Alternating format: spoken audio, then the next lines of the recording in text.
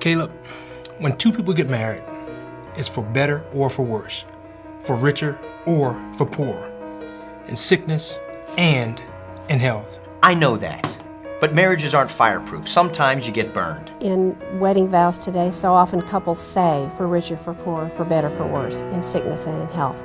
But because they're standing there in such a happy moment, they're not thinking sickness, they're not thinking death, they're not thinking poor, because they're not in that yet. They're not in a valley, they're on a mountaintop experience. We walked into marriage with difficulties, and coming from a home where marriage wasn't modeled for me, I didn't know how to do marriage. I didn't know what it looked like. I had recently been divorced, and then we got married.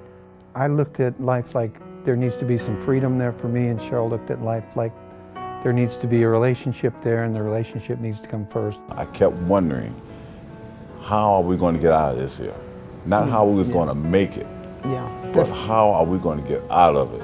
The first year was terrible for us. Yeah. Our marriage kind of became a marriage where we were just living in the home together. You know, she was raising our 2 children, and I was out working, and I'd come home late. I worked basically 2 jobs, and really just didn't have the time for the family. Did you leave me any dinner at all? I assumed you were eating with Michael. Does it not occur to you that there are 2 people living in this house and both of them need to eat? If you would communicate with me, maybe I could have something for you. Why do you have to make everything so difficult? But you know, it wasn't like the storybook. You know, you get married and everything goes happily ever after. I mean, there are many challenges.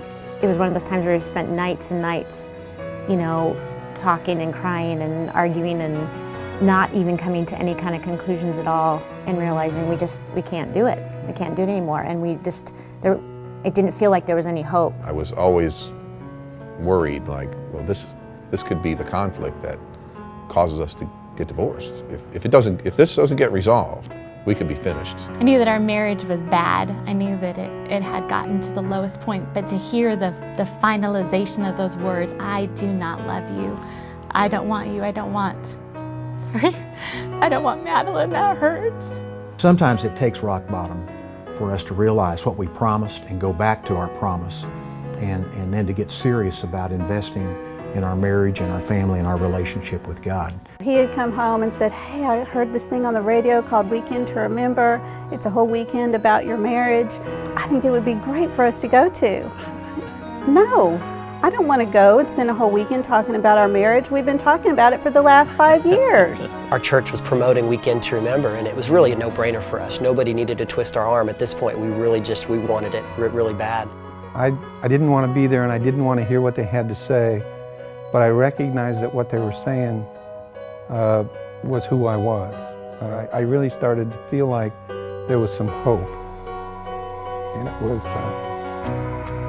was more than just the kind of hope that I had anticipated. It was something that I didn't understand at that point. But we went Friday night, and oh wow, it was incredible. We thought we had talked about our marriage for the last 5 years. We hadn't even hit the surface. The conferences do meet everybody where they are, and they're still great for people that have great marriages, and I think it allows God to take you to a next level. And that's what it did for us.